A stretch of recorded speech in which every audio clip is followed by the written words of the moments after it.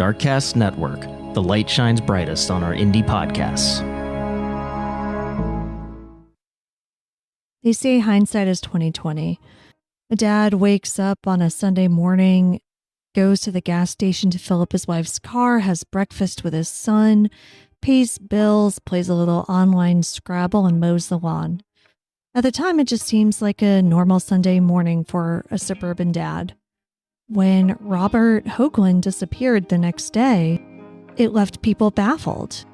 How could somebody who was going about his normal life one day simply vanish the next?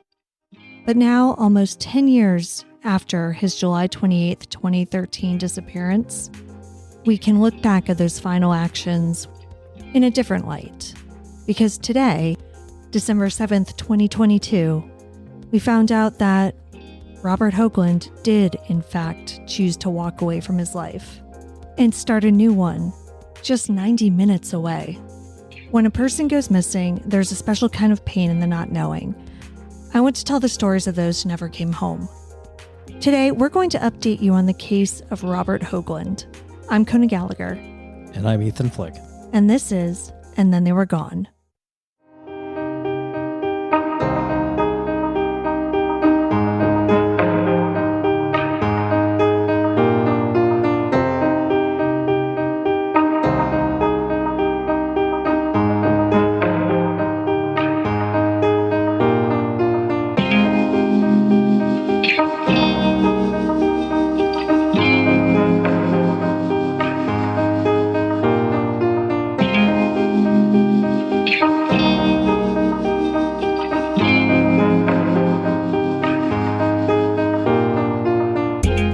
Welcome back, everyone.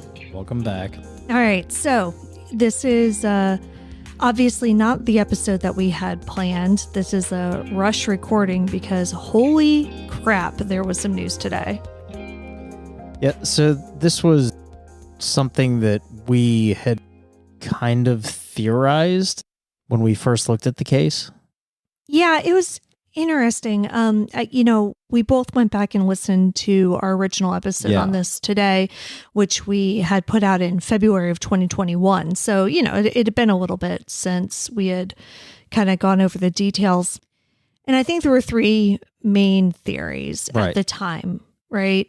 And it was either that, one, he walked away and started a new life. Mm-hmm. Two, he left voluntarily but harmed himself. Right.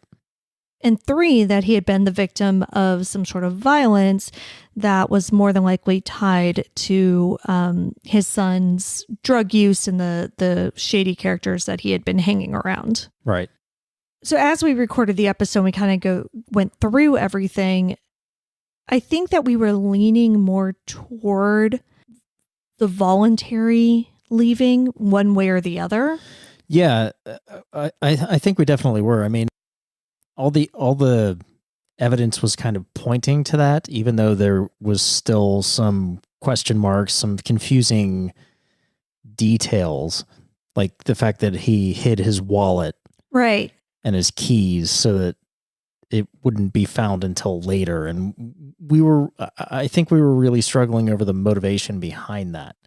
Yeah, and I still am, honestly. So well, yeah, for sure. Yeah, I mean, we could theorize that it was to throw everybody off so that he had more time to escape. But clearly now in hindsight, he had been planning this for a very long time. Yeah, I think he had been planning it for quite a while. So before we get into all of that, though, and different theories, let's kind of explain what we did find out today. Yeah, we're getting ahead of ourselves. Yeah. Now, before we get into that, though, like all of our update episodes, we will put the original episode that we recorded at the end of this so that you can get kind of the full timeline of events of his disappearance and everything, and just more detailed information. But the gist of it is that in 2013, Robert Hoagland, who was a 50-year-old father of two grown sons, disappeared one day. So basically he was supposed to go on Monday, pick his wife up from the airport. She had been in Turkey for like 17 days prior to that, but he never showed up to the airport. And that's when people knew that something was wrong. So it's theorized that he did go missing on the Sunday, but nobody realized it until Monday. Right, because he had breakfast or lunch with his son. Yeah, he had gotten bagels. Yeah. So last official sighting of him was breakfast with his son Sunday morning. Well, that's the last sighting of somebody who knew him. So he was spotted after that on a surveillance video at a nearby gas station. Right, buying a map. Of the eastern United States. Right, okay. Right. And so that was the first clue that he had walked away voluntarily. That, he was at a gas station and he bought a map. Right. But the details of him going missing, vehicles were still at the house. Well, one was, the other was involved in something else. Regardless. Yeah. The known vehicles that he had access to were accounted for eventually. Right. He left his cell phone behind Right. and his medication. Yes. And he hadn't used any of his credit cards or anything like that. Then later, which you kind of mentioned a little bit, earlier, they found his wallet and his car keys hidden under a doll in his bedroom. So he left without clothes, his favorite shoes, his wallet, his credit cards, his blood pressure medication, like his passport, nothing. He basically left with nothing that anybody could see.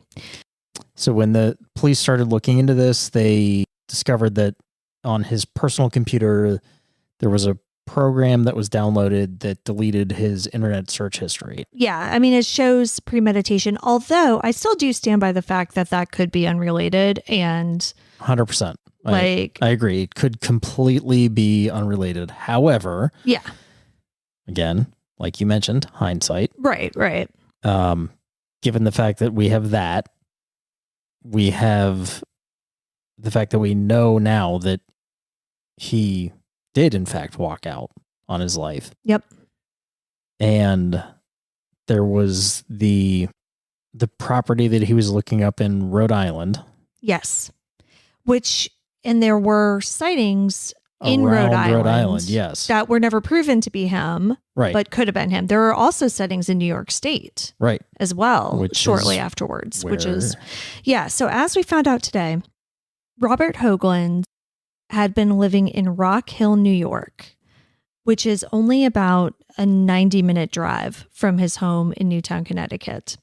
He had been there since approximately November of 2013. Now, he was last seen July 28th of 2013. So we're still missing, about 5 months in there where he was more than likely just kind of hiding out in different places. So I think the original theory of him possibly being on the Appalachian Trail or something along those lines makes sense with what we do know, with the map, with the sightings and all of that. Because again, I didn't know how much stock to put in those sightings when we first recorded this episode, because if he had been a victim of violence right away, then obviously those sightings meant nothing. But now knowing what we know, it's a good chance that at least some of them were real. So let's talk about what we do know. What we found out this morning is that Robert Hoagland did, in fact, decide to walk away from his life nearly a decade ago. Now, unfortunately, we're not going to get a ton of answers in terms of his motivation and, why he did things in the way that he did, because Robert Hoagland has died.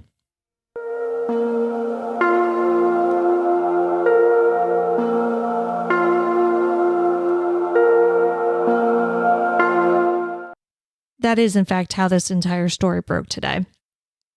Robert Hoagland apparently, according to one news article, now this was not in the official news release from the sheriff's office, but a news article did say that he had a roommate.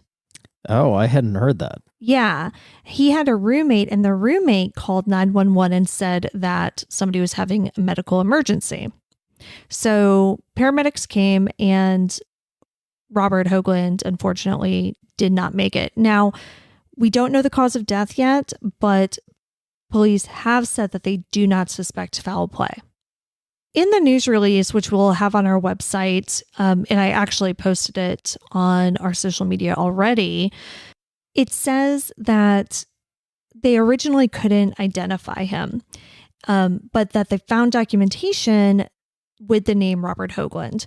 So then they were able to find out that there was a man named Robert Hoagland who had been reported missing in Connecticut, and then kind of put everything together and realized that it was the same guy. Right, but why couldn't they identify him when he had a roommate? Yeah, that's the part. Supposedly. Exactly. And that's the part that, I don't know, because that was my question too. And so maybe that news report might not have maybe it been wasn't accurate. a roommate. Maybe it was just somebody who was with him at the time. Yeah. I don't know. Hopefully we'll find out more about that in the coming days. Inconsequential in the grand scheme of things. Yeah. Honestly. So what it comes down to is that he's been living in the same place about 90 minutes away from his home in Connecticut for close to a decade, and presumably has not had any contact with his family in that time. Now, obviously, everybody who was in his life is looking back on his behaviors and, trying to answer the questions that everybody has, which is, why would he walk out on his life in the first place? And why would he do it in the way that he did? I think that's the toughest thing for people to understand. And, I asked it in our original episode, what is the point of doing it in such a cruel way? Well, I think we're obviously dealing with some mental health issues here. He did it once before. Yeah. And kind of did it haphazardly and without a plan. Right. And clearly learned from that. And again, we go into all the details of that, but I just will mention that the incident we're referring to had happened 19 years before this disappearance, when the family was living out in California. And he was gone for about 3 weeks, but he was using his credit cards the entire time. So his family had an idea of where he was and that he was alive. But basically, he was just so stressed and, depressed that he just needed to get away from his life for a little bit. But he came home and he and his wife reconciled. Right. So now let's fast forward to when he originally disappeared. You have the Sandy Hook incident. Yeah, the shooting. Right. Had happened just 7 months before this. Right. And of course, no known contact with any of the victims, but perhaps victims' families. Yeah, Sandy Hook's a whatever, small town. Newtown's it's a small place. Right. So there's definitely that stressor. Then you have the stressor of the fact that his youngest is involved with drugs, getting into trouble. Literally the day that he went missing, stole his mom's car. Yeah, to go to Bridgeport to buy drugs. Right. So there's a lot of stressors in his life, and clearly, if this is somebody that doesn't know how to handle those stress, that level of stress, given his history, that's what he was doing. It's what he was planning. He was planning to get out. Yeah, and I don't know. I find that part easy to understand. The problem I have is the lengths to which he went with, hiding his wallet and his keys under a doll in his room, not taking his blood pressure medication, not taking any identification or seemingly any clothes, and then not letting your family know that you're alive at any point, as far as we know. So I do have a theory about that. You have to look at this as almost a suicide. He's ending things with his current life. The no contact the preparation behind it is his way of basically committing suicide for his life. Mm. And then moving on with Richard King. Yeah, that's interesting. Because if you look at it like that, it makes a lot more sense. There was a lot of preparation behind this. There was a lot of planning. There was a lot of potentially siphoning money, which we talk about in the original episode. Which I do believe my theory is right on that. I really do think that I he was agree probably with you 100%. taking $20 here, $30 there, and for a while. Amounts that were unnoticeable. Yeah, exactly. Right. Clearly he had a plan. But I think the mental aspect of it was it was almost like a suicide to start over. To what end, I don't know. And I'm sure this is what we'll learn in the coming days and weeks, because I'm assuming at some point the people he knew in Rock Hill are going to speak out and kind of let us know what he's been up to for the past decade. If I had to guess, I think he was working in a restaurant or in the restaurant industry in some capacity, because one, that's his background. Right. His background in the restaurant industry, he wanted to be a chef, and every single restaurant I've ever worked in has hired people under the table. So if I were going to try to get a job somewhere and, I'm not wanting to give my real name or real identity or driver's license or social security or anything like that, I'd go to a local restaurant, because typically you can get a job there with very few questions. Right. And what he was doing before, he was a real estate appraiser. Right. That requires licensing and background checks, fingerprinting, all of that. All of that. Clearly he can't just jump right into that. No, not at all. And your name's on reports that are filed with local, with counties and states and things like that. It's not an under the radar type job. Right. Whereas working as a line cook, that is. Yeah. And that lends some credence to the theory that he had a roommate too. Yeah, exactly. Because one thing that I kept on seeing asked in a lot of these articles and Facebook posts and everything today was well, how could he find a place to live without a background check? How could nobody see that he was living here? And it's well, it's not that hard. There are plenty of places where you can just rent a room or, a house or apartment or whatever. And people don't look into your background too much. Yeah. And we also don't know what lengths he went to as far as the planning goes previous to him leaving. So, and we talk about this in the original episode where he downloaded a program that deleted his browser history. So we don't know if he created a completely false identity. Yeah, I don't know. That's a little extreme, sure, but it's really not outside of the realm of possibilities. If he really did the research and he was really trying to do this and create a different identity, he could have done it with several documents. Yeah. Not all of the things that he would need, but enough that he could get a legitimate apartment or semi-legitimate and a legitimate employment. He could have. And I'm assuming that over the past decade, he has acquired some sort of identification documents with the name Richard King. Right. I personally don't think that he had any of them at the beginning. I think that's something that he's kind of developed over the years. But what I will say is that from what I could find, when I kind of did my search today, I could not find any, property records or anything like that related to a Richard King that matched his, general age and whatever in Rock Hill. Now, somebody did find a Facebook profile of a man who, if you take the picture of Hoagie and think, okay, maybe he put on some weight and obviously he's 10 years older, it could be him.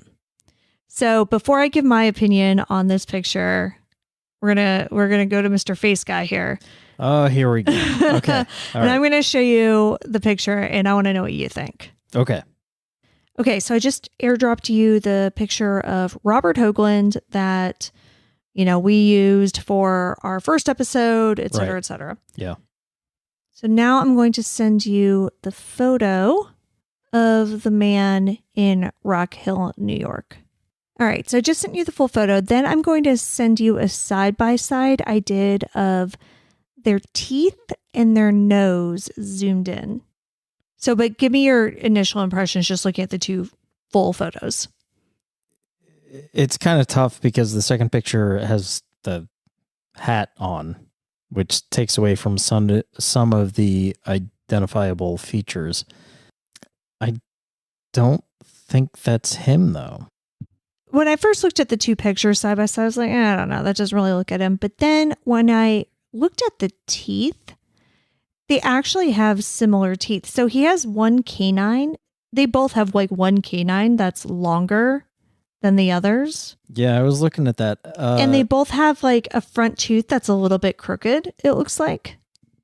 There are similarities. However, looking at Hoagie's picture, the tooth that is in between his incisor and his, I don't know whether that's left or right front tooth, depending on the orientation of the picture, is crooked.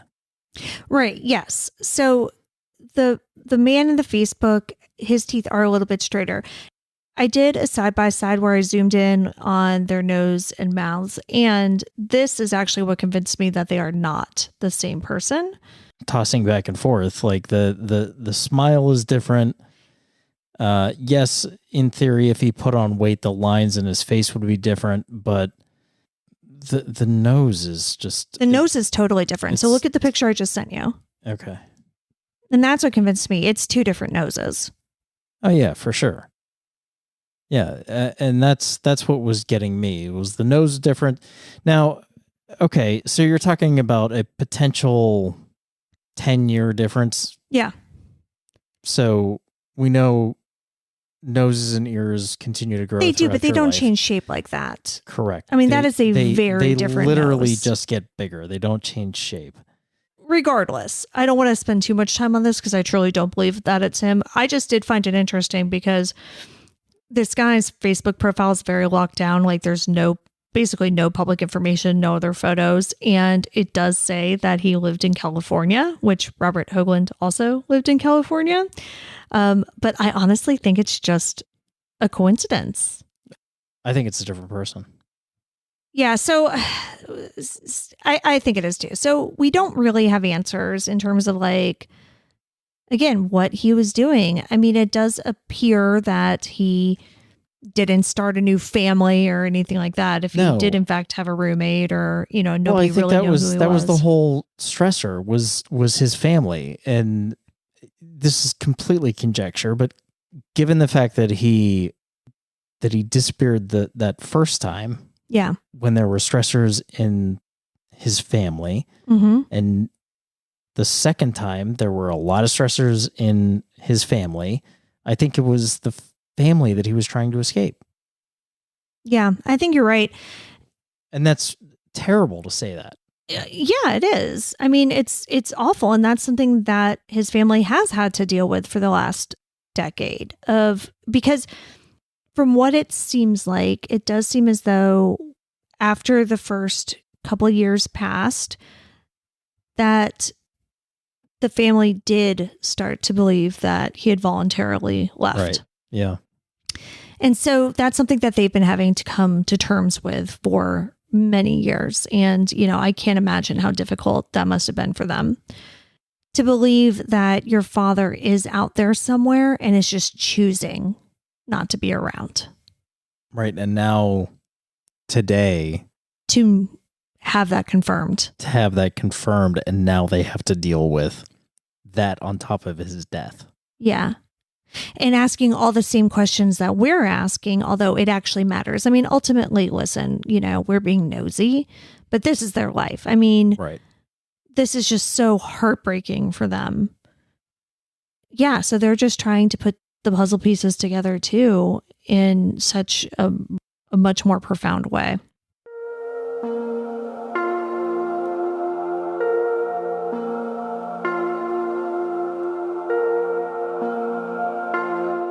Now, to the point of him walking away, somebody pointed out this comment on Reddit that was made like 5 months ago on a thread about this case from 5 years ago. And it was so insightful given what we learned today that people were asking like if this was actually Robert Hoagland commenting himself. Now, looking at this user's other posts, I don't think it is, but it's interesting enough that I wanted to read it because I think it really makes a lot of sense now knowing what we do know.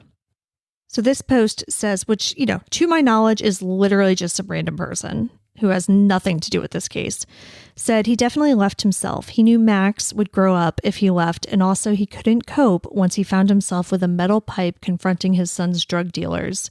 He knew he couldn't cope anymore, nor want to.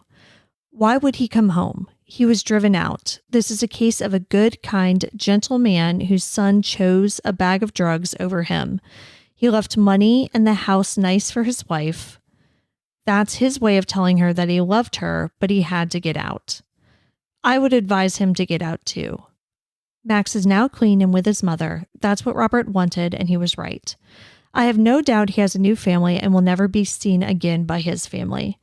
Max should have been thrown out of the house and told, if you want to choose our love over a bag of heroin, then go. And if you ever find our son again, bring him home because you're not ours. I hope Robert is peaceful and happy. I also think he shouldn't have walked away from his wife. Not the saddest story. Mother has son and father has a new life. So, all right. I don't agree with the last half of this at all. I think it's a lot of blaming, a lot of really harsh blaming somebody who has an addiction that he was dealing with and has seemingly overcome. And it is a very sad story. Like, fuck that. Like, it's extremely sad because these kids have been without their dad. I'm initially drawn to the comment about the pipe. So this person said a pipe. In our original episode, the story that I heard was a baseball bat, which I think his wife said and disappeared. Right. That he had like chased the people down the with street a baseball bat. Yeah. So a baseball bat, a pipe, something like that, like a metal pipe. That detail just hangs with me because that is very specific and it's not something I had heard before. Yeah. And there is a difference between a pipe and a baseball bat. Yeah, for sure. So I don't know. There is that. But also I agree with you 100%. Like it's a lot of blame on Max. I don't think Hoagie would do that. No. I don't think it's him either. Yeah. No.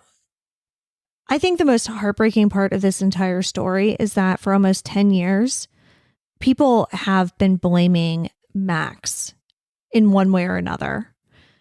There are people who today on the stories were commenting like, I really thought that one of like the drug dealers that Max was involved with killed him.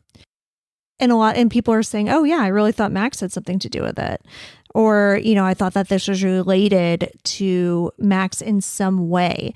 So there are a lot of people who for the past 10 years have been believing that Max was responsible for his father meeting his untimely death, basically. Now we know that to not be true. And so I can only imagine how it must have felt for a man in his 20s who was already dealing with a lot of demons and struggling so much to then have this guilt and suspicion put on him for so long. What I find amazing about it is that despite that, this poster was right. From what we can tell, Max did get clean. He doesn't have any police record since the events that happened in 2013. I think he had like a speeding ticket in 2015 or something, but like it seems as though he has stayed out of trouble for this entire time. So he was able to overcome that while people are saying, yeah, you were a drug addict who got your dad killed. Which is awful. We don't really know what Robert Hoagland's been up to for the past decade, but we do know a little bit about the rest of the family. And despite what their husband and father did to them, leaving in possibly the cruelest way imaginable, they've been doing all right from what it seems. I mentioned, Max has been staying out of trouble. For the past 10 years, he's apparently been clean, which is just incredible. Chris, his older son, he, at the time of like the disappeared episode and the time of this disappearance and everything, he was working in the hospitality industry, and he was a soccer player and was like a soccer coach and doing all this stuff. He eventually went into education, just like his mom. So his mom, was a teacher for many years. She perhaps still is.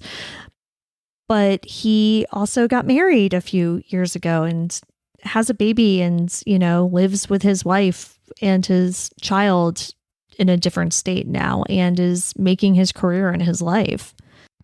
And even Lori has seemingly moved on.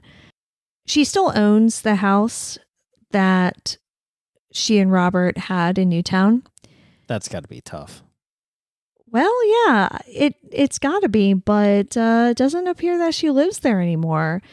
From what I could see, last year in 2021, she bought a new house with a new gentleman. Oh. And I don't know, what their status is or what the deal is there, but I hope that she's happy and living a wonderful life. She also bought a house that I believe is where Max is living. It's like a cabin in the woods. Nice. Like, very it cool. seems as though everybody has been able to move on, as much as they could and find happiness in their lives. And we don't know if Robert Hoagland did. It's hard right now because we don't want to blame victims ever, obviously, but I almost don't know who the victim is in this case because it feels like the family. It feels like the Hoagland family. Robert Hoagland was only 59 years old. He died way too young, and his death is a tragedy because despite the fact that his family was able to move on, in some ways, they're never going to fully get the answers that they've been searching for. And that's a tragedy too. And of course, before the last 9.5 years, there were 20 plus years of having him there. And I'm sure that they're mourning that time right now, and they're mourning that man, and they're mourning that part of their family. Well, and that's the part that they should be mourning. They should be focusing on that. The Hoagie that they knew. Yeah. Whatever led to it, whatever happened afterwards, at least at this point, they have closure.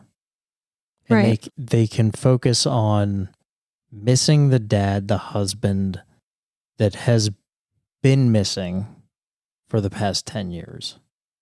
There are no winners, right? I mean, the family lost out on the husband and father for almost a decade, but he lost out too. He didn't get the chance to see his son come out on the other side of addiction.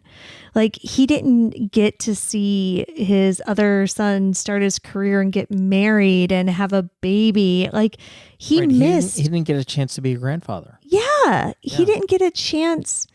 But now we know that he chose that. Yeah. It's incredibly depressing for the family, but at the same time, it gives answers. It's incredibly depressing to think about it from his perspective and what he lost out on. Robert Hoagie Hoagland might be gone. Richard King might be gone. But the Hoaglands are still around. They're living, they're thriving, and there's a new Hoagie. Chris goes by Hoagie from what I've been able to see. Oh, he does? Yeah, on social media. And so regardless of the decisions his father made, there's still a Hoagie Hoagland out there who hopefully will take all of the good that he got from his father in the first 20 years of his life and put that out there.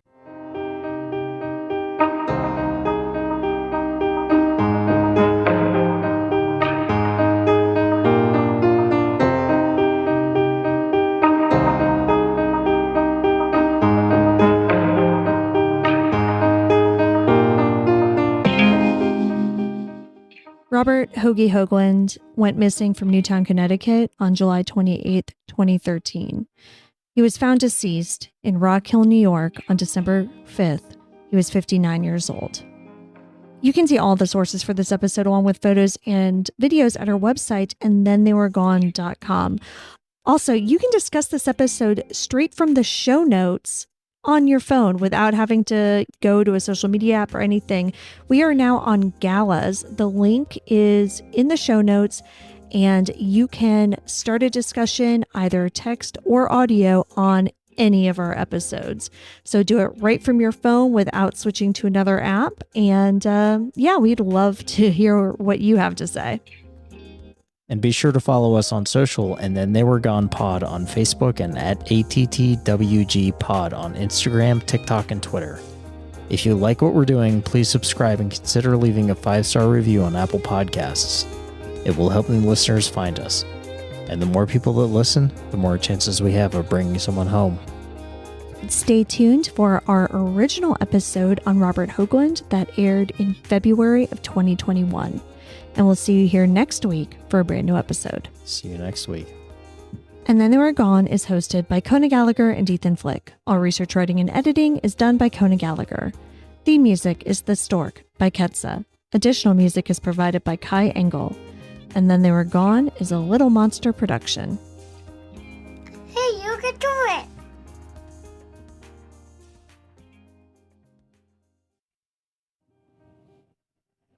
On July 28, 2013, 50-year-old Robert Hoagie Hoagland got up early to get bagels, stopped at the gas station, and had breakfast with his son Max, who was 23 at the time. He then paid some bills, played a little online Scrabble, and mowed the lawn. So you can't really have a more quintessential, dad Sunday than that. But Hoagie was never seen after that day. And now, nearly 7.5 years later, the question remains, did this suburban Connecticut dad mow the lawn, gas up his wife's car, and just decide to start a new life?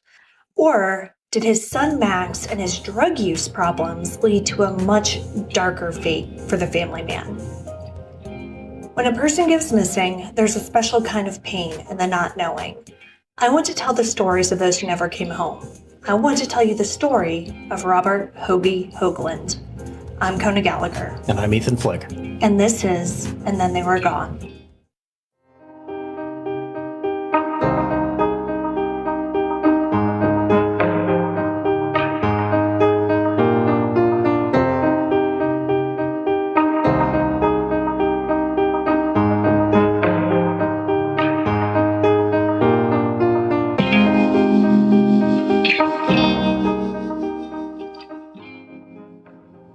All right, so this one I want to get into, but it's a weird one, and I come into these usually having some sort of an opinion as to what happened to the missing person because, I've been researching it or whatever.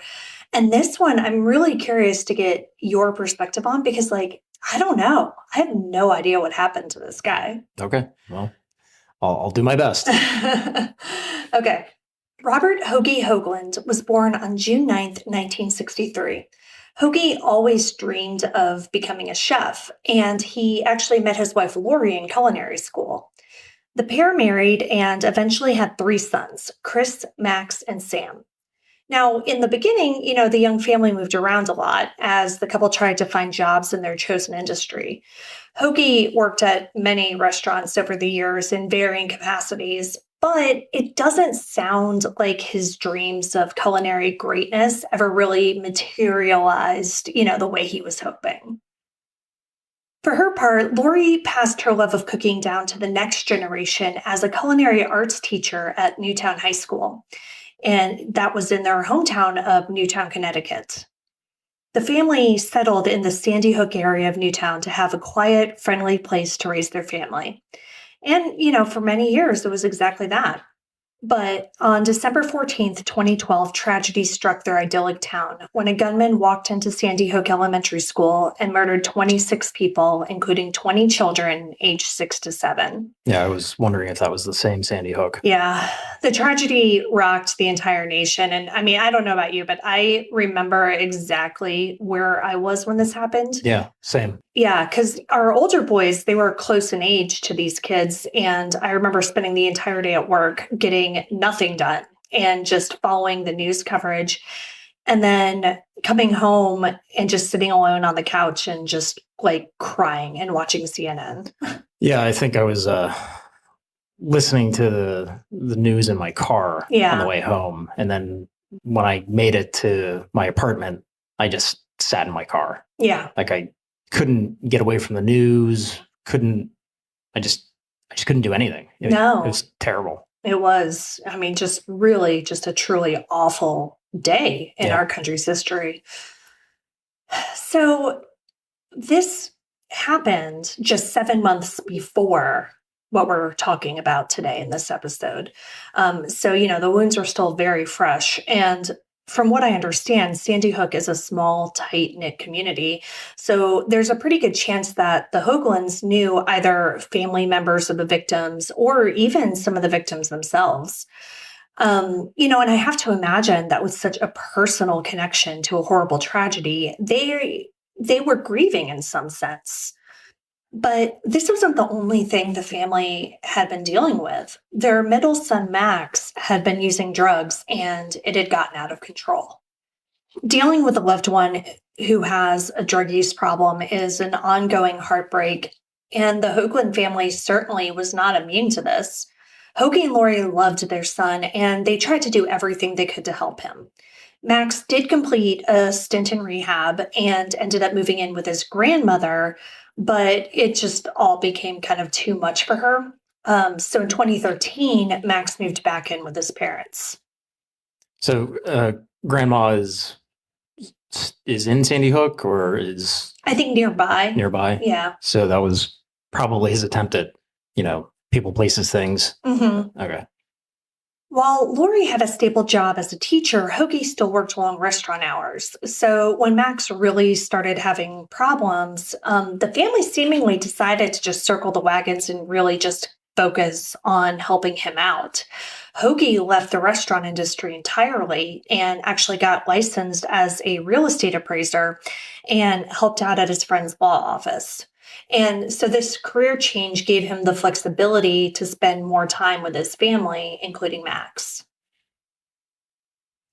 But, spending time with Max didn't just mean picking up bagels on the weekend. The same week Hoagie went missing, 2 laptops also went missing from their home. And, it's an indicator of... selling property for drug money. Exactly. I mean, it's a safe community. It's not a place where you randomly get laptops stolen out of your house. So of course, Hoagie figured that Max was somehow involved in this.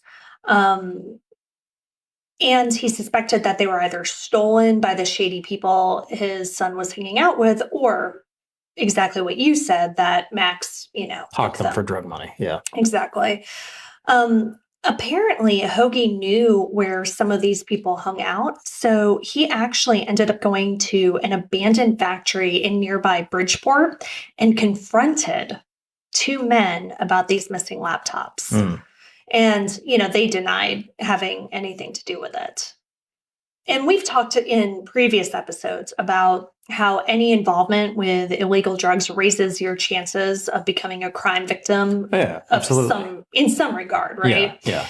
And, and I think that can also be said of someone who maybe isn't doing drugs himself, but is confronting people in abandoned warehouses. I mean, anybody that has a connection in some way with someone that uses drugs, there is always a potential for crime. Exactly. To happen, so. Yeah.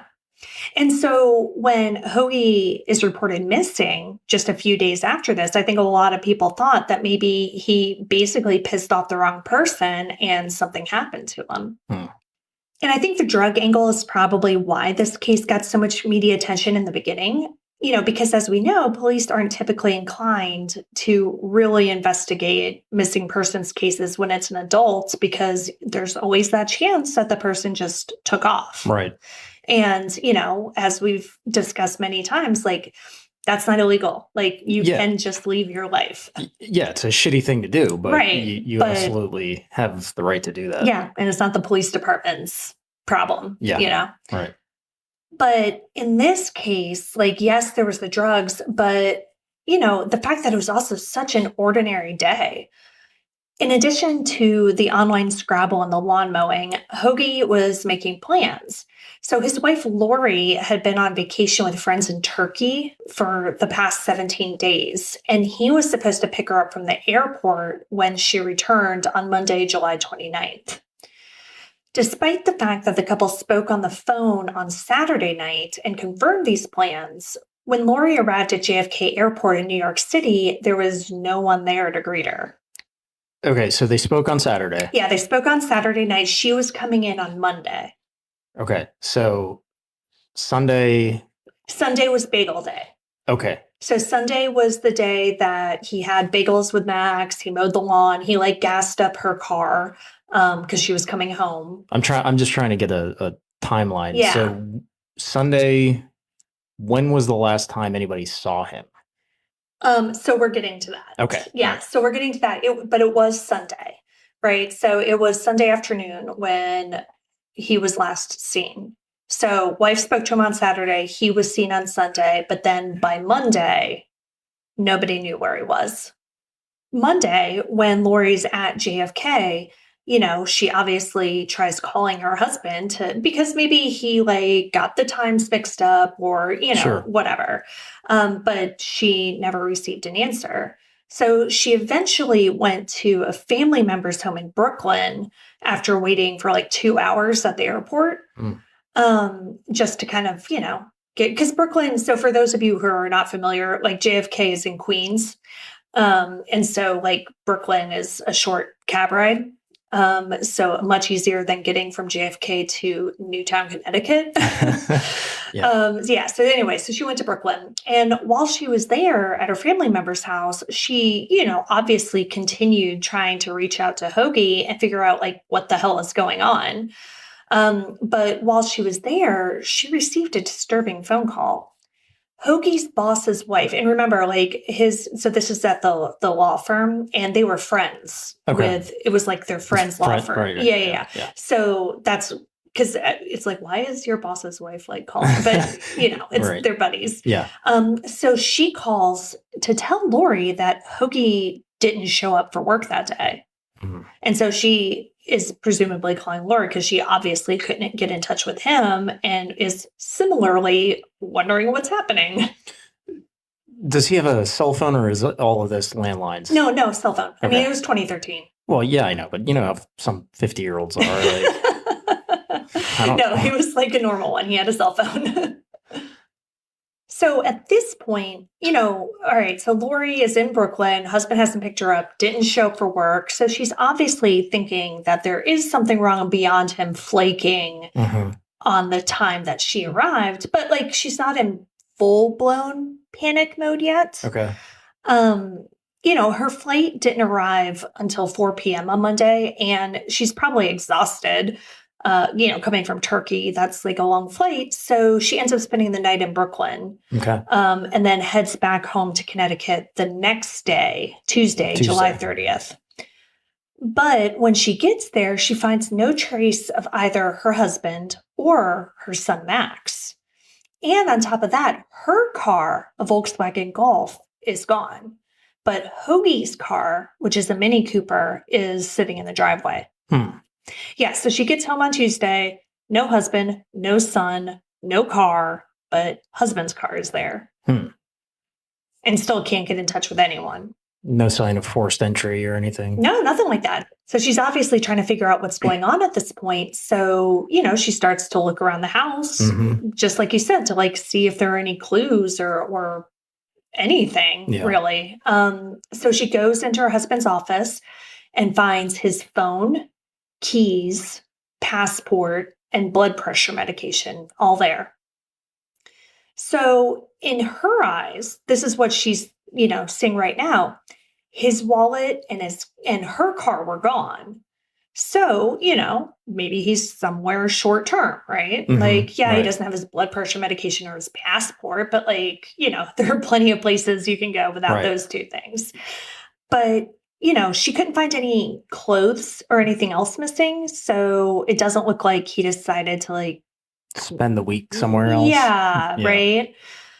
So she's still kind of confused, but like, just really can't get a handle on what's going on at this point.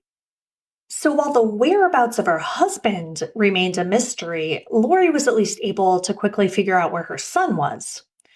Bridgeport police contacted her and told her that Max had been arrested the night before. So he was Monday night. He was arrested for trespassing near that old factory where his father confronted the men about the laptops. Police were patrolling that area because it's known for drugs and sex work. And Max, admitted that he was there to buy drugs. But he said that he had permission to be driving the car he was in, his mother's Volkswagen Golf. Okay. So now we have the son and the car. Right. Okay. But still no Hoagie. But when police contacted Lori, she was like, no, actually, he does not have permission to be driving that car. And, go to Bridgeport and buy drugs. Like, that's not actually something I allowed him to do. Yeah. So, she let him kind of twist in the wind a little bit. And they held him on a $2,500 bond. But, again, I'm sure like Lori couldn't even worry about that at the moment because she's obviously coming to the conclusion that if Max had her car in Bridgeport, where's Hoagie then? Exactly. Yeah. Like he's not only gone, but he didn't have any of the vehicles. Yeah. Right. Or a cell phone. It's just him and his wallet missing. Exactly. Yeah. And so that's a lot more concerning to her, obviously, than like he took her car somewhere. Right. So at this point, it seems clear that we have an actual missing person, but what's still not clear is whether or not he's missing of his own volition. The police get involved, though, and start digging into his last known whereabouts. So as I mentioned at the top of the episode, on the morning of the 28th, Hoagie went to a gas station to fill up his wife's car. While he was there, he also bought a map of the eastern United States. Now, I know you're looking at me. So going back to like some 50-year-olds not having a cell phone, like he did have a cell phone. But according to an episode of Disappeared about this case, Hoagie was a map guy. So even though it was 2013 and GPSs were commonplace, as were like Google Maps on your phone or whatever, he didn't use them and like still liked to use paper maps whenever he needed directions. When's the last time you even saw one of those maps in a gas station? I can't even think of it. Yeah. I mean, it's been at least 10 years since I've seen a map. Yeah. Honestly. Yeah. But yeah, 2013, the gas station by his house, like still had them. So we don't know why he bought the map. Well, you said he likes to use maps for directions. Yeah. And it was of the eastern United States. They're in Connecticut. So they're in the eastern United States, right? Right. So, to the Hoaglands, this actually did represent a significant clue because Hoagie had talked about taking Max away on a hike on the Appalachian Trail. Okay. Probably, as a way to get him away from drugs and the people he's still hanging out with, and to possibly reconnect with a son that he, felt was slipping away from him. Sure, yeah. So based on this, because of this map, the Hoagland family connected with the National Park Service rangers about their missing family member. And so they put up flyers with this photo near their trail. So they're thinking that he just spontaneously decided to go on a hike?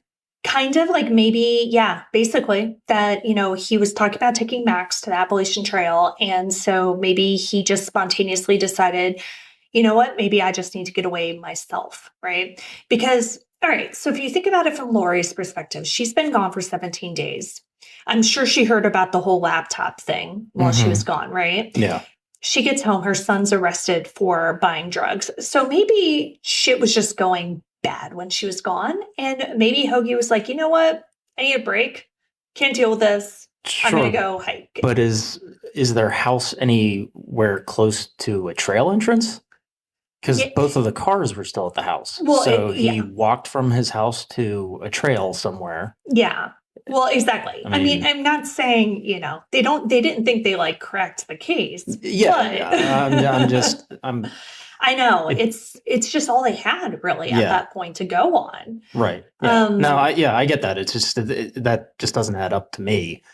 No. That he would walk to a trail unless the trail is close to the house. Yeah. Yeah. And I don't know. And they don't say anything about that. That's kind of what they were clinging to though, right? Because that's at least something. Yeah. Right. And it's a good resolution to the mystery if that's what it is. Maybe he's lost on the trail somewhere. Yeah, or not lost, just on the trail somewhere, just like hanging out and getting away from his life for a little while. But was there evidence that he had like taken a packed up some clothes, nothing like that, camping supplies? Okay. Again, they're clinging to hope. Exactly. I get it. But. Yeah. I mean, and so in the early days, like that's what Lori wanted to believe, that there was a good chance her husband just decided to take a little time away. But, police continued to investigate all avenues. Because if Hoagie didn't leave on his own, it would stand to reason that his disappearance had some sort of connection to Max. When the police interviewed him, Max did admit to stealing the laptops to sell for drug money. Okay. Authorities were also able to track down the two men that Hoagie had confronted and interview them as well. But after speaking with them, police determined that the men had nothing to do with Hoagie's disappearance. Presumably they alibied themselves somehow. Yeah, I mean, the police didn't. Yeah, they're not going to release that. Details about why. But yeah, they said that like they don't think that those two men, regardless, despite the fact that Hoagie had that interaction with them, less than a week before he disappeared, they don't think that they had anything to do with it. As for Max, he says that the last time he saw his father was on the morning of the 28th after breakfast. Hoagie was out mowing the lawn and Max came out to take the Golf, his mom's car. He told his dad that he'd be back in a few hours. This interaction was confirmed by a neighbor who saw the pair talking and then witnessed Max driving away in his mother's car while Hoagie was mowing the lawn. And this is in the morning on Sunday. It's like late morning, early afternoon kind of time. Police gave Max a polygraph and the FBI even performed a statement analysis. And both indicated that Max had no knowledge of his father's whereabouts. And this was further bolstered by a forensic search of the Volkswagen that he had been driving, which turned up clean. And you can understand why they're looking so closely at Max, right? I mean, because, absolutely, yeah. It's not just his associates. Like, family members have been known. Oh, yeah. Well, Max is a drug user. We don't know what specific drug was his preference. I mean, who knows? So that's the first avenue to explore. Well, and it has to be, right? Yeah. Because, he's involved in shady things. He's admitted to stealing. And it seems like he was the last person to see his father alive. Right. So, last person to see his father. Yeah. So. Yeah. So they have to look at him. But again, like, nothing turned up. And if something did happen, you would think that they would have turned up some sort of physical evidence in the car. Right. But no, nothing. And obviously, there wasn't any indication of violence or anything in the house or around Sure. the house. And the neighbors saw him leave, and Hoagie was still there. And, so there's a lot of evidence pointing away from Max having anything to do with this. Right. So while her son was cleared in her husband's disappearance, which, I'm sure she was obviously very happy about, Lori would soon make a discovery that made her heart sink.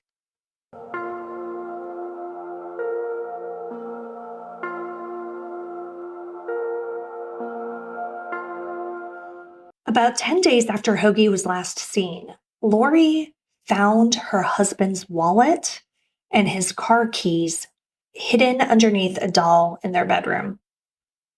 Interesting. Yeah. This means that when he left, he had nothing with him. No car, no wallet, no passport, no clothes, and no medication. Yeah. Although he had withdrawn an unaccounted for $600 on July 25th, there was no evidence that he was using any credit cards or other funds since he was last seen on July 28th. So, we do have a missing $600, an unaccounted for $600. But, that's not a lot of money to start a new life with. No. And even if you are starting a new life, the blood pressure medication, Yeah. I feel like you'd probably take that. Yeah. It's one thing to leave your wallet and car keys and go walk about or whatever, but blood pressure medication, that's outside of a new life. You still need that. Right. Exactly. So I feel like if this was something that he had planned, he still would have taken that. But what's really disturbing, I think, is the fact that his wallet was hidden. Yeah. Right. That to me really indicates that, one, obviously he didn't want the wallet to be found, but so does that mean that he didn't want people to know that he didn't have anything with him? Why do you hide the wallet like that? I don't know. But yeah, and again, it was under this weird doll in their room that I guess is just some decorative thing that they never did anything with, because she didn't find it for 10 days. And obviously, I would assume that she'd been kind of tearing the place apart a little bit. Yeah. So, it's. So that not something that just accidentally gets left there. It gets put there for a reason. Yeah. That was my thought is this someplace where they never touch, they never go over to. No. But it sounds like if she didn't find it for 10 days, then I guess it's an area or a piece of furniture or something that they just don't use. So it wouldn't make sense for his wallet and keys to be there. Right.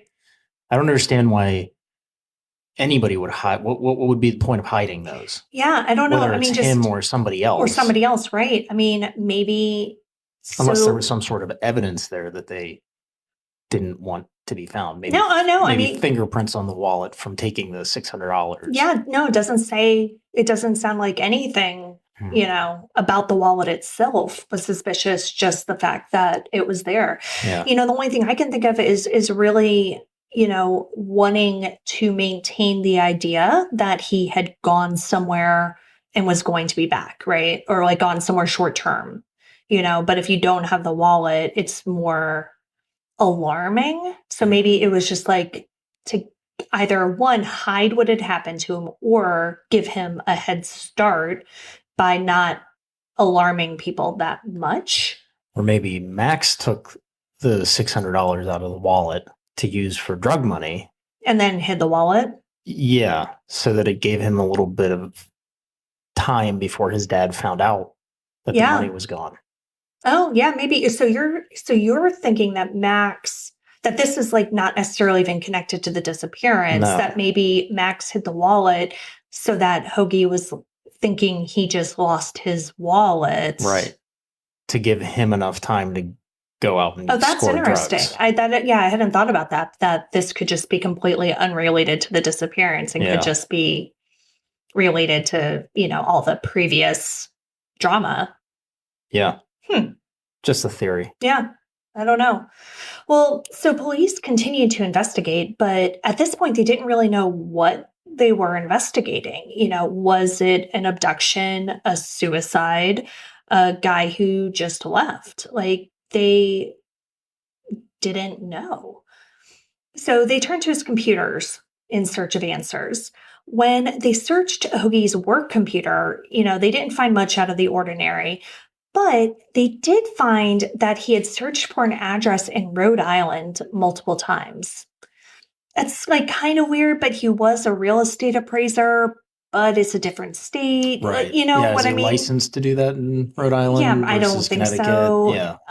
Yeah. So that's somewhat not the weirdest thing in the world. Because I'm a realtor and I have like strange, addresses and stuff that I look up that have nothing to do with my actual business all the time, right? Anything I should be worried about that? I don't know. We'll see.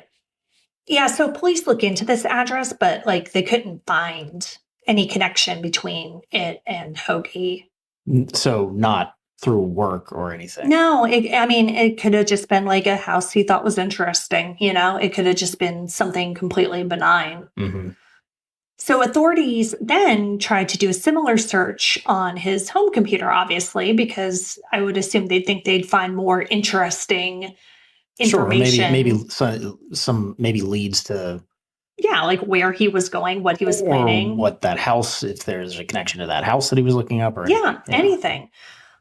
But about a month before his disappearance, Hoagie or someone had installed a program that deleted all searches and results. Yeah. Okay. So at this point in the story, I want to pause and see like where you think we are. Personally, like we said, I'm always a little wary of the he took nothing with him and abandoned his life narrative. Yeah. But at the same time, like as soon as there's a whiff of drugs, people also seem to jump right into a Scorsese movie.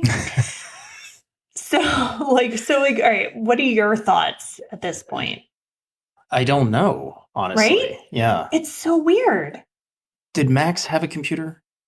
Well, no. There were those two laptops that he stole, but I don't know, like, if one of them, like, I don't know. If one of them was his I guess he wouldn't have stolen it if it was. So I don't think he had it. I think there was all kind of disappearance. I'm just curious as to who would install a program like that on a computer. If Max is even halfway with it, he could figure out how to delete browser histories and clear your cache without downloading a program. That seems like something that an older person who doesn't know how to do that or isn't very computer savvy may do. Yeah, and so it's interesting because if you look at it in terms of the disappearance, you could think like he's planning something. Hoagie is, right? Yeah. Like he's planning on walking away. He's planning on starting a new life, and he doesn't want to be found. Right. He doesn't want to leave clues. Right. So you can look at it from that perspective, or you can look at it like he's a 50-year-old dude who doesn't want his wife seeing what kind of porn he's looking at. Oh, yeah. Well, I wasn't thinking that, but yeah, that's true. Right? Yeah. It could be something completely unrelated, Yeah. And relatively innocent. Yeah. Yeah. So that's tough for me because it's like, in that episode of Disappeared, it's treated as this like crazy, suspicious like thing. But it could just be porn. Yeah. I'm assuming they don't say specifically what program is because it could be like an antivirus program. I know a lot of those do that too. Yeah, I don't know. So yeah, they don't get into it. Just that, like, basically, it was frustrating for police because they couldn't get any clues. Yeah, because there's just really nothing to look for. As hard as it is for me to buy that someone would leave all of their money and start a new life without so much as their blood pressure medication. That's what keeps hanging me up on it, that he didn't leave. Yeah, because that's. Blood pressure medication can be life and death. Well, it can be, but think of it this way. It's blood pressure medication. It's not like Oxy, right? So he just got more from his doctor. Like, I think they're pretty, like, hey, I lost my medicine, I lost my bottle, like I did this, I need more, whatever. I don't think they're going to like ask too many questions or give you too much of a hard time. Yeah. So maybe he just didn't take that bottle, but maybe he still had some. All right. I have no idea. Like, Yeah. there's no evidence that he did that whatsoever. I want to be clear. But I'm just saying, like, blood pressure medication, like, I don't think it's very hard to get. Sure. It just doesn't make sense. Like, why wouldn't you just take it with you? Right. No, you're absolutely right. I mean, yeah, like, Instead why of leave going that through the behind? trouble of contacting your doctor, or if you're starting a new life, finding a new doctor. Right. Yeah. Like it, to me, even if you're leaving, just your blood pressure medication, like that's a pill that you take every day. Yeah. But again, like maybe if he really doesn't want to be found, maybe he just doesn't want to give any indication to his family that he left on his own accord. I don't know. Yeah. And something that we need to mention is that this whole walking away from his life thing isn't exactly unprecedented behavior for Hoagie. Okay. 19 years earlier, in 1994, the Hoaglands set off on an adventure. According to that episode of Disappeared I mentioned earlier, the young family moved across the country to California with no money and no jobs, which, is something I don't think I would do with kids, but No, definitely is not. something I absolutely would have done otherwise. And actually, it wasn't across the country, but I definitely did do that. Yeah. I moved to New York City with a duffel bag and $250 and no job. But as you may imagine, once you add kind of kids into that and you're like completely across the country, things didn't exactly go smoothly. Oh, weird. Yeah. Apparently, it took a long time for Hoagie to find a restaurant job when they moved there, but he finally did. And things seemed to be going well.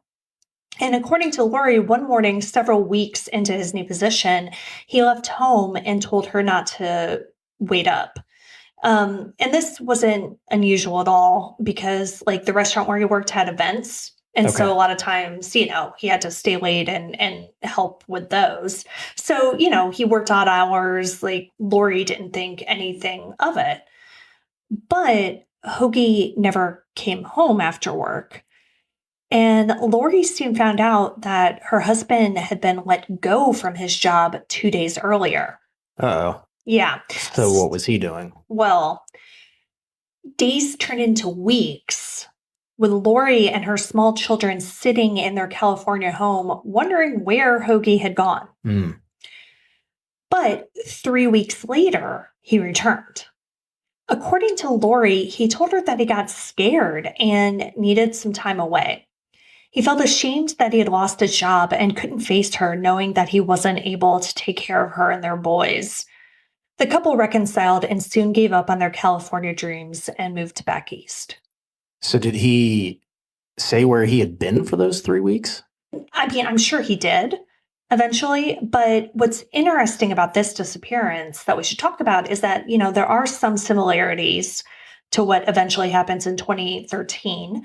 Namely, that the day he disappeared back in 94 was a seemingly normal day in which Hoagie was following his standard daily routine. Mm-hmm. But there were a lot more differences. Hoagie took the family car, for instance, back in 94. And when he was gone, he also used his credit cards. Mm-hmm. So he was easily tracked. And while the family, I'm sure, was worried because they didn't know where he was really, or if he was coming back, they at least knew that he didn't fall off the face of the earth and could reasonably assume that he was safe. Mm-hmm. So the next question to me then is, does this prove that he didn't leave on his own because he was so easily found last time and was only gone for 3 weeks? Or does this indicate that he did leave on his own and just did a better job of covering his tracks this time? I mean, I don't think it says anything one way or the other. I just think it's really interesting to me that somebody who just disappears one day had done it before, right? Yeah. And I guess you're right. But similar circumstances around both instances, stressed out Yeah. situations. One, he's lost his job, has, young kids Mm-hmm. in the house.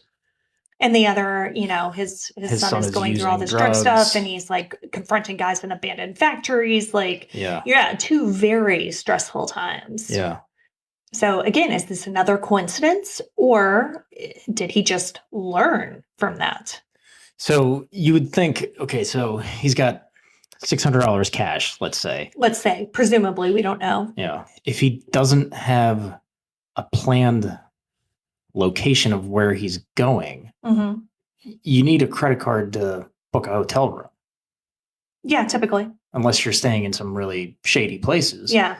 But he didn't take his wallet, so there's no credit cards to track. No credit cards. And there was no activity on his credit cards, the bank, like nothing. Unlike in 1994. Unless he opened or got a new credit card that nobody knows about. Mm-hmm. But I would assume they would be checking his social security number, right? Yes, right. Yeah. That's where I was just going to go. Exactly. If it's in his name, if it's under his social, like they would have found it at some point. Maybe not right away. Yeah. Maybe not in that first week or two. Right, but it shows up on a credit report, simple credit report. Exactly. So those new credit inquiries, and all that kind of stuff. Yeah, because my thought was that maybe that was what he was hiding. With the search history on his computer. Yeah. But you're right. I mean, that would have shown up at some point if it was under his name, if it was under his social. Yeah. Some evidence that kind of leads to the latter possibility of him like just getting better at walking away from his life. In September of 2013, just about 2 months after he was last seen at his Connecticut home, someone reported that they had seen Hoagie in Rhode Island. Mm. Now, this sighting was especially interesting to police because if you remember, they had found all of those searches for an address in Rhode Island. Yeah. A sighting of a man with a backpack who was walking around Rhode Island Route 117 and I-95. Police immediately investigated, of course, thinking that this very well could be him. Mm-hmm. But that man was actually found and identified as somebody else. Mm. But another man was cited by the Rhode Island Department of Transportation. And this man was similar looking and also had a backpack. And he was seen walking along Rhode Island Route 165 near Voluntown, which is close to the Connecticut state line. And authorities couldn't track this man down. So he's never been identified either way. And how close is that to the address that he was searching? Do we know? Mm-mm. No, they never really get into that. Yeah. But Rhode Island's a very small state. Yeah. So relatively close. Sure. There was also another reported sighting of Hoagie back at a store in Connecticut. But that person was caught on surveillance footage, which aired on Disappeared. And other than being like a bald white guy, this person looks nothing like Hoagie. And you know me, like I cannot tell white men apart to save my life. Yeah. But even I was like, that is nowhere near that dude when I saw the footage. Since then, there have been rumors that Hoagie was working as a cook down in Hilton Head, South Carolina, but no solid evidence has ever come out to prove that. We have these sightings in Rhode Island. One that we definitely know is not him. Right. One we definitely know is not him. The other one, maybe. One that could be, basically. Mm-hmm. Walking with a backpack. Now, he left without transportation. Presumably only has $600 cash. Amtrak runs pretty well through there. So that would be an easy avenue for him to head up north. Yeah. Hilton Head, I think that would be harder for him to get to.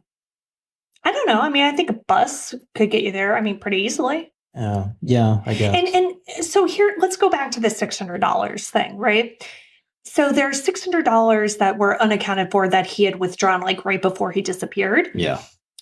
But let's say he was planning on leaving. I mean, Again, $600 doesn't get you very far in no, life. but who says that that's all he had? Yeah. Like, we don't count pennies, right? Mhm. So, like, what if he was taking $20 here, $30 here, So you think it $20 was there that- for months? It could have been that.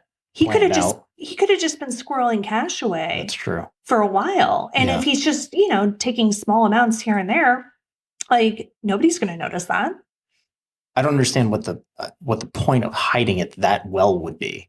Like if you're starting a new life and essentially going to disappear, why go through the trouble of doing all that? Why not just take a large sum of money out and just go?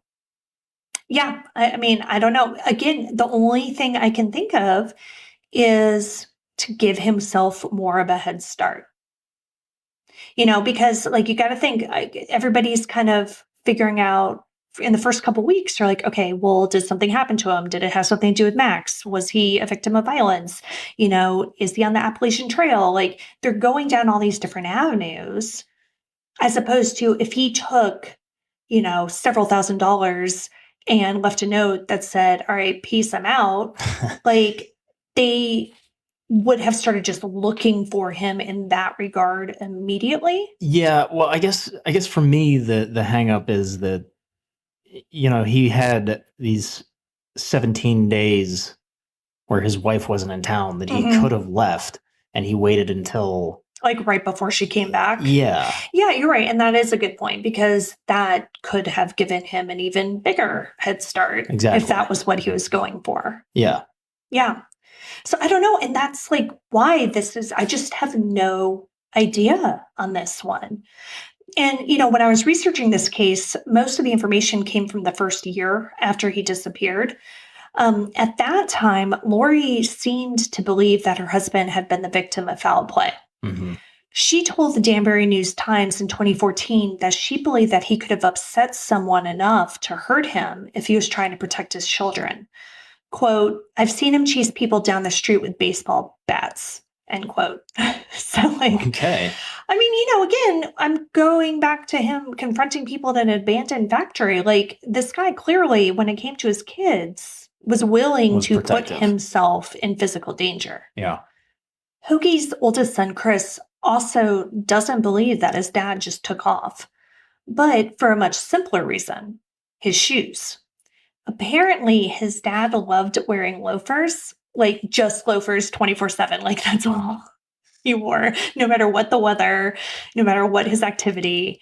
Like he just wore loafers, and both pairs were still at the house after he disappeared. So what shoes was he wearing then? I don't know. We're assuming he has another pair of shoes, right? I mean, I'm assuming like he has a pair of tennis shoes or something, but Yeah. he like didn't take his loafers. And that's why Chris is like, he did not leave of his own volition because that man, he might leave his family, but he wouldn't leave his loafers. Well, I mean, there is something to be said about that. Right? But, it's like your theory about the money. If he's planning this out for months ahead of time. Maybe he bought some new leave-in loafers. I don't know. I don't know either. Yeah. Yeah.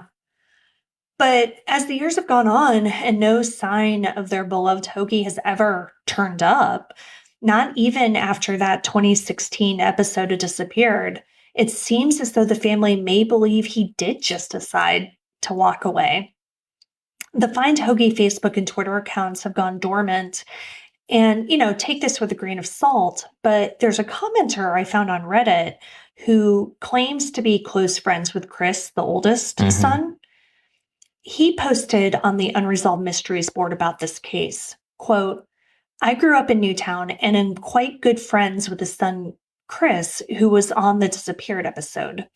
I talked to him after it aired, and he said that his family is almost sure it was voluntary. Very sad. He said he just hopes his dad is happier now, and all he wants is to see him again, end quote. If he did leave on his own accord. So we said this in the Daniel Ewan case, if you left on your own accord, like we said earlier, it's not illegal, Mm-hmm. but just make a phone call. Yeah, and that's the thing. It's like, his kids were all grown adults. Right. He and his wife, we didn't really get into this, but they had marital problems, beyond that like 1994 incident where he left for 3 weeks. And they had talked about splitting up. But it's like everybody's adults here. Like, Right. if you want to leave, just leave. Yeah. But don't let people wonder it's been over 7 years at this point. Yeah, that's exactly. Like, again, I don't, if he left on his own accord, why shroud it in mystery? Right. Why not just go? Yes. I mean, what's the point of the cruelty? Yeah. Of leaving them wondering. Yeah. So, I mean, that's the question we're left with. Can a man buy bagels for his son and then disappear from his life? Or did something far more tragic happen to Robert Hoagland? Either way, he has a family who just wants answers.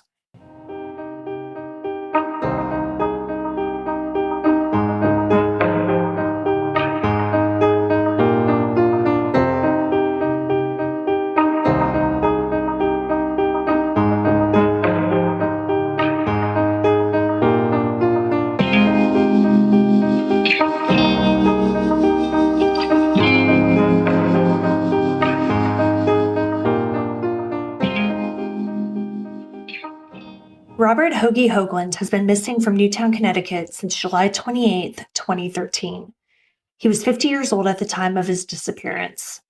He was 6 feet tall and 175 pounds. He was balding and had close-cropped hair. He would be 57 years old today. If you have any information about what happened to Robert Hoagie Hoagland or where he might be, please contact the Newtown Police at 203-426-5841. You can see all of the sources for this episode, along with photos and video, on our website, andthentheyweregone.com. And be sure to follow us on social, And Then They Were Gone Pod on Facebook and at ATTWG Pod on Instagram and Twitter. If you like what we're doing, please subscribe and consider leaving a 5-star review on Apple Podcasts. It will help new listeners find us. And the more people that listen, the more chances we have of bringing someone home. And we'd like to hear from you. So you can actually leave us a message at the link in our show notes. And we may play it on a future episode. We will see you right here next week for a brand new episode. See you next week. And Then They Were Gone is hosted by Kona Gallagher and Ethan Flick. All research, writing, and editing is done by Kona Gallagher. Theme music is The Stork by Ketsa. Additional music is provided by Kai Engel. And Then They Were Gone is a Little Monster production. Hey, you can do it!